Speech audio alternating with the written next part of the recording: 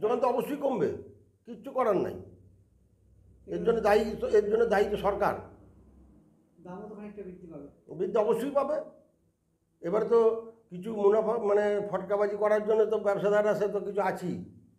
আমরা ধরুন আমাদের স্টোরে গেটেতে আমরা আলু বিক্রি করছি 1350 টাকা, মানে 26-27 টাকা। সেই আলু যদি বাজারে 30-35 বেচে, তার জন্য কি আমরা দায়ী? বন্ধ বলতে ধরুন আমাদের ব্যবসার সবটাই অসুবিধা হয়ে যাচ্ছে। আজকে আমরা যে আলুগুলো ফেলি তার সব আলুটা আমাদের বেঙ্গলে বিক্রি হওয়ার মতন আলু নয়। এবছর আলুর কোয়ালিটি এমনি খুব খারাপ, ম্যাক্সিমামটাই ছোট সাইজের আলু হয়েছে।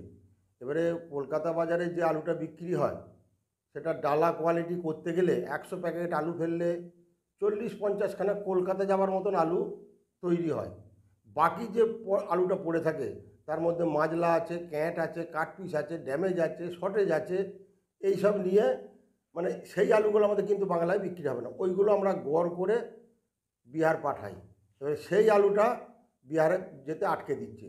এবারে ধরুন আমি আজকে আলুটা যে ফেলবো, ওই যে 50 প্যাকেট আলু যেটা বাড়তি মানে এক্সেস যেগুলো হচ্ছে, যেগুলো খারাপ আলু, সেটা আমি কোথায় বেচবো? সেটা তো বাংলায় বিক্রি হবে না। সুতরাং আমরা তো আলু ফেলতে পারছি না, যার জন্য আমাদের কর্মবিরতি। গোটা রাজ্যে একদম উত্তরবঙ্গ দক্ষিণবঙ্গ সব অনির্দিষ্টকালের জন্য আমরা এই মানে কর্মবিরতি ডেকেছি। এবারে সরকার যদি আমাদেরকে ডাকে, সুষ্ঠু আলোচনা আমাদের মনোমত যদি হয়, আমরা কর্মবিরতি তুলে নেবো। কালকেই যদি ডাকে, যদি বর্ডার মানে উনি কথা দেন এবং লিখিতভাবে যদি উনি দেন যে না বর্ডার আটকানোর লেখা, আইন তো কিছু নেই, কোনো অর্ডার দেখাতে পারছে না, যে বর্ডার আটকানোর কোনো অর্ডার দেখাতে পারছে না, হ্যারাসমেন্ট করছে বা বর্ডারে যাচ্ছে গাড়িগুলোকে বলছে বাংলায় ঘুরে চলে যাও। সমস্ত বর্ডারে একদম উড়িষ্যা বর্ডার, আসাম বর্ডার, এদিকে বিহারের বরাকর বর্ডারে তো আছেই, আর মোহাম্মদ বাজার, রামপুরহাট ওইখানেতে আছে, সব জায়গা সমস্ত বর্ডার আটকে দিয়েছে, গাড়ি বাইরে যাচ্ছে না। চড়া দাম যে বলছেন, অ্যাকচুয়াল চড়া দাম কিন্তু নয়। এবছর আলুটা লোড হয়েছে 800 টাকা বস্তা, মানে 16 টাকা কেজি।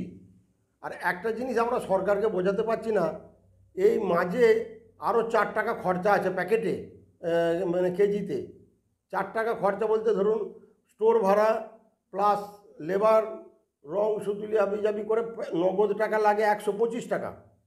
100 প্যাকেট আলু ফেললে যেটা 50 খানা বাছাই আলু হয় ডালা কোয়ালিটি, বাকি যে আলুগুলো সেগুলো পরপর কম দামে বিক্রি হয়। যেটা মাজলা সেটা 900 টাকা বস্তা বিক্রি হয়, কারণ ওইটা আমরা যদি 1400 টাকাই ধরি দাম, 500 টাকা করে পার প্যাকেটে ওটা কমে যাচ্ছে। যেটা ক্যাট হয় সেটা 600 টাকা 700 টাকা বিক্রি হয়, কাঠপিস যেটা হয় সে 700 টাকা বিক্রি হয়। ওই পয়সাটা যেটা খরচাটা লাগছে না, প্লাস 7 থেকে 8 খানা 100 খানাতে শর্টেজ হয়ে যায়, আর 10 খানা পর্যন্ত শর্টেজ হয়ে যায়। এবারে সেই 10 খানা আলুর তো কোনো দাম নাই। আমার নাম উত্তম পাল, আমি বর্ধমান সদর ইউনিটের সেক্রেটারি প্লাস বর্ধমান জেলার সভাপতি। দেখুন, বিষয়টা হচ্ছে সমঝোতার জন্য তো আমরা সবসময় প্রস্তুত। আমরা গতকালকে বোধহয় 20 তারিখ আমাদেরকে ডিএম ডেকেছিলেন, ব্যবসায়ী সমিতির পক্ষ থেকে যাওয়া হয়েছিল। উনি বলছে 3 টাকা দাম কমাতে হবে, কিন্তু কোন অ্যাঙ্গেল থেকে আমরা কমাবো সেইটা আমরা বুঝে পাচ্ছি না, কোন দিক থেকে কমাবো। এক বস্তা আলু যখন ঢোকে 50 কেজি ওজন থাকে, যখন বেরোয় তার ওজন হয় 46 থেকে 47 কেজি। তার মধ্যে ড্যামেজ হয়, ক্যাট হয়, কাঠপিস হয়।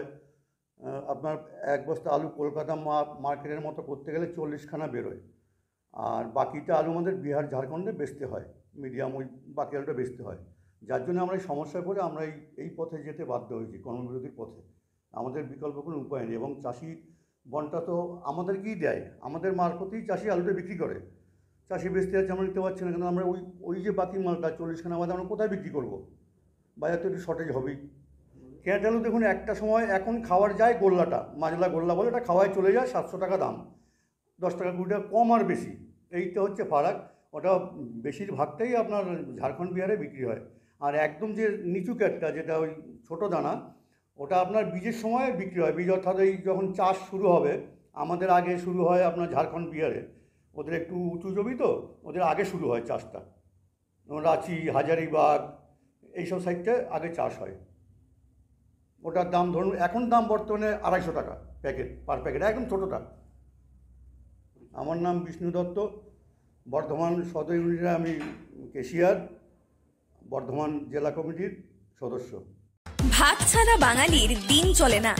আমিষ হোক বা নিরামিষ, যে কোনো পদের সাথেই চাই ধোয়া ওঠা গরম ভাত।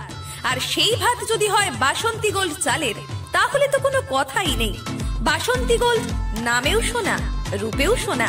সুস্বাদু ঝরঝরে ভাত খেতে বাড়িতে আনুন বাসন্তী গোল্ডের মিনিকেট, 1010, করিশ্মা, বাঁশকাঠি এবং রত্না সহ বিভিন্ন ধরনের উন্নত মানের চাল। আমাদের ঠিকানা মা বাসন্তী রাইস মিল, মিরপুর, উচালন, পূর্ব বর্ধমান। আমাদের যোগাযোগ নম্বর 6296406470। আমাদের আরো একটি যোগাযোগ নম্বর হলো 9475740509। মনে রাখবেন, মা বাসন্তী রাইস মিল।